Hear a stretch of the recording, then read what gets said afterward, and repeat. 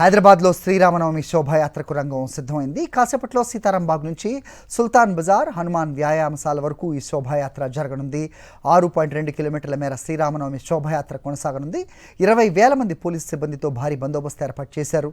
శోభాయాత్ర కొనసాగే అన్ని మార్గాల్లో ట్రాఫిక్ ఆంక్షలు విధించారు. శోభాయాత్రలో డీజేలు, డ్రోన్స్పై నిషేధం విధించారు. హైదరాబాద్లోని శోభాయాత్రకు సంబంధించి మరిన్ని అప్డేట్స్ మా కరెస్పాండెంట్ విక్రమ్ అందిస్తారు. విక్రమ్, చెప్పండి. పెద్ద ఎత్తున పోలీస్ బలగాలు మోహరించాయని తెలుస్తోంది.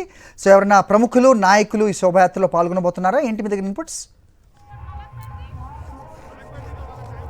నగర వ్యాప్తంగా కూడా పూర్తిగా కాషాయమయమైందని చెప్పుకోవచ్చు. శ్రీరామనవమి సందర్భంగా ప్రతి గల్లీలో కూడా శ్రీరామనవమి ఉత్సవాలు ఘనంగా నిర్వహిస్తున్నారు. సీతారాంబాగ్ నుంచి ప్రధానమైన శోభయాత్ర ఇక్కడ నుంచి ప్రారంభమవుతుంది. విశ్వ హిందూ పరిషత్ భాగ్యనగర శ్రీరామనవమి ఉత్సవ సమితి ఆధ్వర్యంలో ఇక్కడ నుంచి శోభయాత్ర ప్రారంభమవుతుంది. శోభయాత్ర ఇక్కడ నుంచి దాదాపుగా చూసుకోవచ్చు హనుమాన్ వ్యాయామశాల వరకు కూడా కొనసాగుతుంది. దాదాపుగా వివిధ ప్రాంతాల్లో నుంచి జరిగే శోభయాత్రలన్నీ కూడా నేరుగా ఈ శోభయాత్రలో కలిసి హనుమాన్ వ్యాయామశాల వరకు కూడా వెళ్తుంది.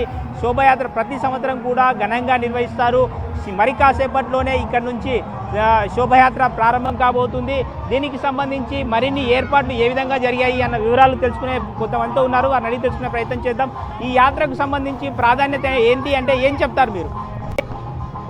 విశేషమైనదే, ఎందుకంటే సనాతన భారతీయ ధర్మంలో రాముణ్ణి మించినటువంటి ఆదర్శ పురుషోత్తముడు లేడు, ఆదర్శమైనటువంటి మానవుడు లేడు. కాబట్టి ప్రతి సంవత్సరం కూడా దాదాపుగా 2010 నుండి సీతారాంబాగ్ ఈ సీతారామ దేవస్థానం నుండి ప్రతి సంవత్సరము కూడా శ్రీరామ నవమికి వైభవపేతమైనటువంటి శోభాయాత్రను మనము నిర్వహించుకుంటున్నాము.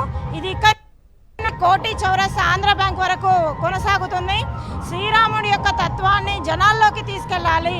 భారతీయులందరి హృదయంలో కొలువైనటువంటి శ్రీరాముని యొక్క తత్వాన్ని తమ జీవనంలో శ్రీరాముడు ఆచరించి చూపించినటువంటి, త్రేతాయుగంలో శ్రీరాముడు ఆచరించి చూపించినటువంటి ఆదర్శాలను ప్రతి ఒక్కరూ పాటించాలి. జీవన విలువలను పాటిస్తూ సవ్యమైనటువంటి మంచి మానవుడిగా ఎదగాలి. రామో విగ్రహాన్ ధర్మ అన్నారు. కాబట్టి ధర్మానికి ప్రతిరూపమైనటువంటి రాముని తత్వాన్ని ప్రతి ఒక్క భారతీయుడు ఆకలింపు చేసుకుంటే మంచి కుటుంబ వ్యవస్థ నిర్మాణం అవుతుంది.